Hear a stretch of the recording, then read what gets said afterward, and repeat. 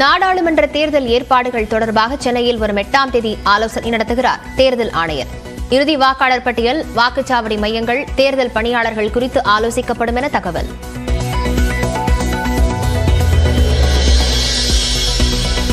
தமிழக ஆழ்கடல் பகுதியில் 4 வட்டாரங்களில் எண்ணெய் மற்றும் எரிவாயு எடுக்க மத்திய அரசு ஏலம்.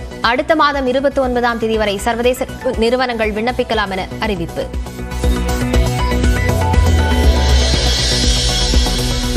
ஆயிரத்து 500 இடைநிலை ஆசிரியர் காலி பணியிடங்களை உடனே நிரப்ப வேண்டும். ஆசிரியர் தேர்வு வாரியத்திற்கு பள்ளிக்கல்வித்துறை உத்தரவு.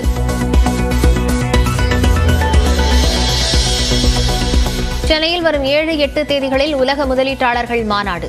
தலைமைச் செயலகத்தில் அமைச்சர்கள், அதிகாரிகளுடன் முதலமைச்சர் மு.க.ஸ்டாலின் ஆலோசனை. முதலீட்டாளர் மாநாட்டின் மூலம் 5.5 லட்சம் கோடி ரூபாய் அளவிற்கு முதலீடுகளை ஈர்க்க வாய்ப்பு. புதுப்பிக்கத்தக்க எரிசக்தி துறை சார்ந்து அதிக ஒப்பந்தங்கள் கையெழுத்தாக உள்ளதாகவும் தகவல்.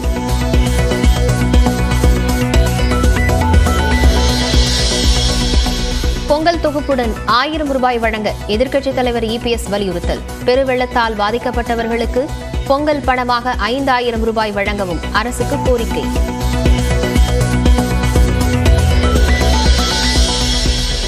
தமிழ்நாடு அரசு கோரிய வெள்ள நிவாரண நிதியை மத்திய அரசு தாமதமின்றி வழங்க வேண்டும். பாமக தலைவர் அன்புமணி ராமதாஸ் வலியுறுத்தல்.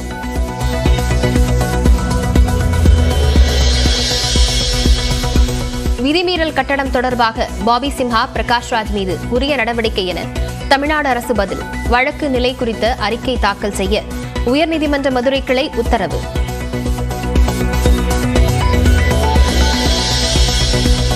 விஜயகாந்த் உடலுக்கு மரியாதை செலுத்தச் சென்ற நடிகர் விஜய் மீது காலணி வீசப்பட்டது தொடர்பாக காவல் நிலையத்தில் புகார். காலணி வீசிய நபரை கண்டுபிடித்து சட்ட ரீதியிலான நடவடிக்கை எடுக்க வேண்டும் என விஜய் மக்கள் இயக்க நிர்வாகி கோரிக்கை.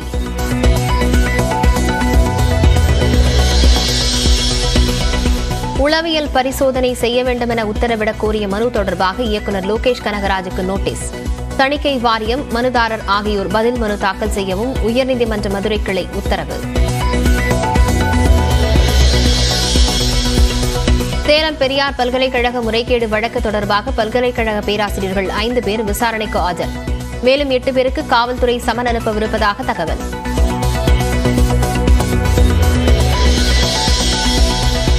தூத்துக்குடியில் மழை விட்டு 18 நாட்களாகியும் சில இடங்களில் தேங்கி நிற்கும் நீர். துர்நாற்றம் வீசுவதுடன் நோய் தொற்று ஏற்படும் சூழல் உருவாகியிருப்பதாகவும் மக்கள் குமுறல்.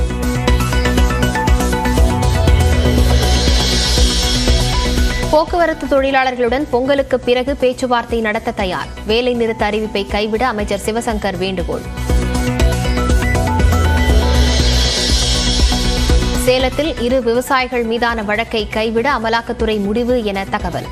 பாஜக நிர்வாகியின் தூண்டுதலில் சமன் என எதிர்க்கட்சிகள் குற்றம் சாட்டிய நிலையில் முடிவு. தூத்துக்குடியில் களை கட்ட தொடங்கிய பொங்கல் கொண்டாட்டம். மண்பானையில் பொங்கலிட்டு வழிபட்ட வெளிநாட்டு சுற்றுலா பயணிகள்.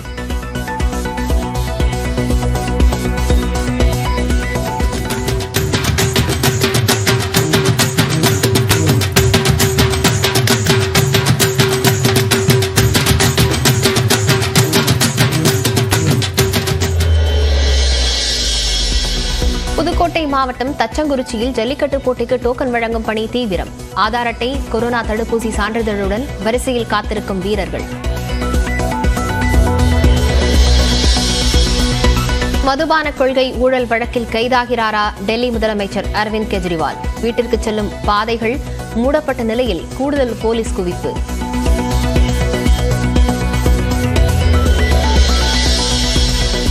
மக்களவை தேர்தல் பரப்புரையில் ஈடுபடுவதை தடுக்கவே அமலாக்கத்துறை மூலம் சமன் என கெஜ்ரிவால் குற்றச்சாட்டு. ஆதாரமற்ற பொய் வழக்கு என்பதால் ஆஜராகவில்லை என்றும் விளக்கம்.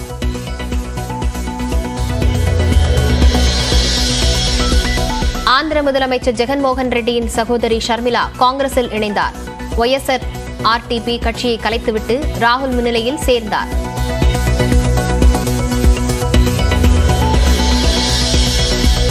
சவரனுக்கு 360 ரூபாய் குறைந்து 46,960 ரூபாய்க்கு விற்பனையாகும் 1 சவரன் தங்கம். வெள்ளி விலையும் கிலோவுக்கு 2000 ரூபாய் சரிந்தது.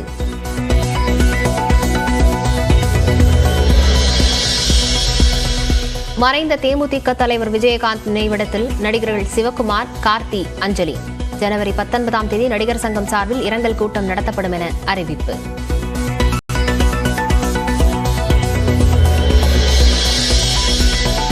தேனி, திண்டுக்கல், நீலகிரி மாவட்டங்களில் இன்றும் நாளையும் கனமழை பெய்யும் என வானிலை ஆய்வு மையம் தகவல்.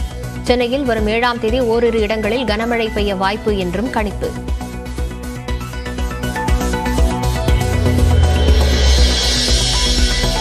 கேப்டவுன் டெஸ்ட் போட்டியின் 2வது இன்னிங்ஸிலும் தென்னாப்பிரிக்க அணி தடுமாற்றம். 163 ரன்களில் 9 விக்கெட்டுகளை இழந்து போராட்டம்.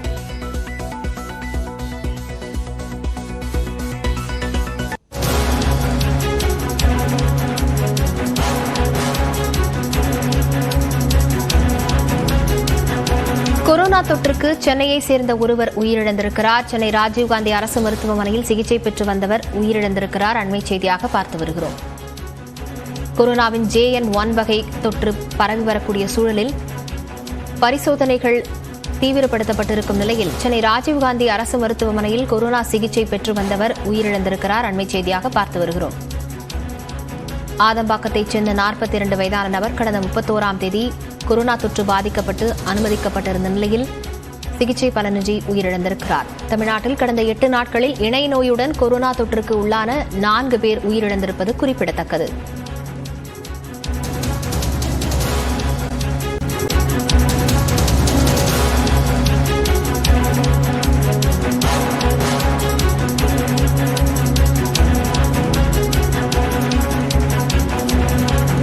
பொங்கல் பண்டிகையொட்டி ஜல்லிக்கட்டு போட்டிக்கான தேதிகள் அறிவிக்கப்பட்டிருக்கிறது.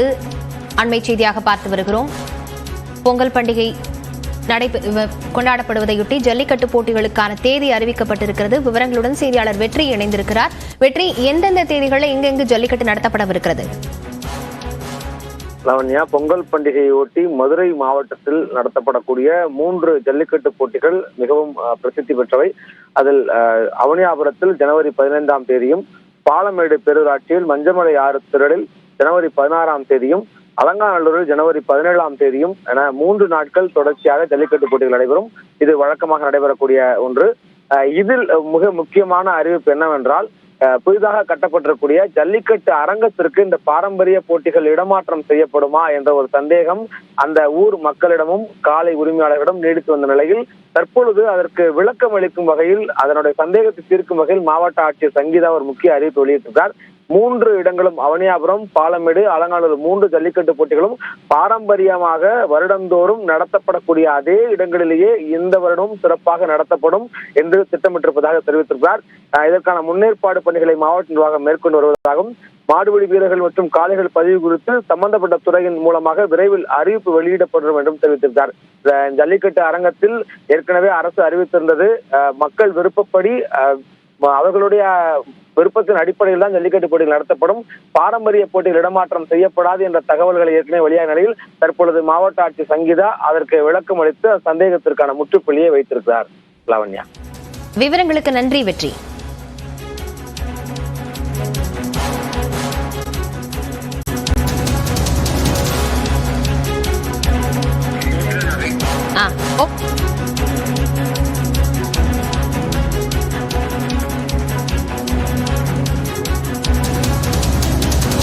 ஜல்லிக்கட்டின் போது சமுதாய பெயரை பயன்படுத்தக்கூடாது என உயர்நீதிமன்ற மதுரை கிளை உத்தரவிட்டிருக்கிறது. இது தொடர்பான விவரங்களுடன் செய்தியாளர் கருணாகரன் இணைந்திருக்கிறார்.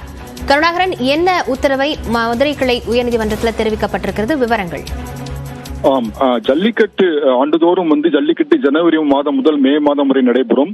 இந்த நிலையில் ஜல்லிக்கட்டு தொடங்க உள்ள சூழலில் ஜல்லிக்கட்டில் ஒவ்வொரு ஜல்லிக்கட்டிலும் இந்த காளைகள் வாடிவாசலில் வரிசையாக அவிழ்த்துவிடும். வீரர்கள் அந்த காளைகளை தழுவுவர். இந்த சூழலில் அவ்வாறு அந்த காளைகளை அவிழ்த்து விடும் பொழுது அந்த காளையின் உரிமையாளர் பெயரோடு அவர் சார்ந்த சமுதாய பெயரையும் சேர்ந்து சில நேரங்களில் அறிவிப்பாளர்கள் ஒலிபெருக்கியில் அறிவிக்கின்றார்கள். அதுபோன்று அறிவிக்கக்கூடாது. இது அரசியலமைப்பு சட்டத்திற்கு எதிரானது.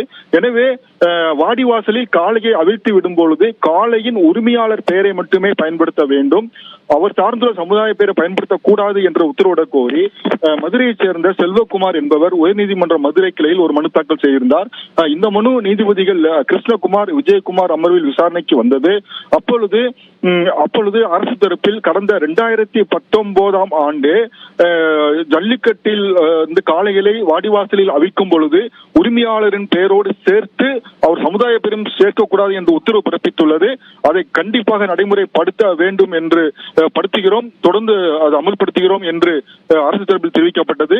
இதை பதிவு செய்து கொண்ட நீதிபதிகள் கண்டிப்பாக ஜல்லிக்கட்டு நிகழ்வின் போது காளைகளை அவிழ்த்து விடும் பொழுது காளையின் உரிமையாளர் பெயரை மட்டுமே பயன்படுத்த வேண்டும், அவர் சார்ந்துள்ள சமுதாய பெயரை பயன்படுத்தக்கூடாது என்ற உத்தரவை கண்டிப்புடன் கடைபிடிக்க வேண்டும். மேலும் ஜல்லிக்கட்டு உறுதிமொழி வீரர்கள் உறுதிமொழி எடுப்பார்கள் ஜல்லிக்கட்டு முன்பாக, அந்த சமயத்தில் தீண்டாமை உறுதிமொழியும் எடுக்க வேண்டும் என்ற மனுதாரின் கோரிக்கை குறித்து பரிசீலிக்க உத்தரவிட்டு வழக்கை முடித்து வைத்தனர். விவரங்களுக்கு நன்றி கருணாகரன்.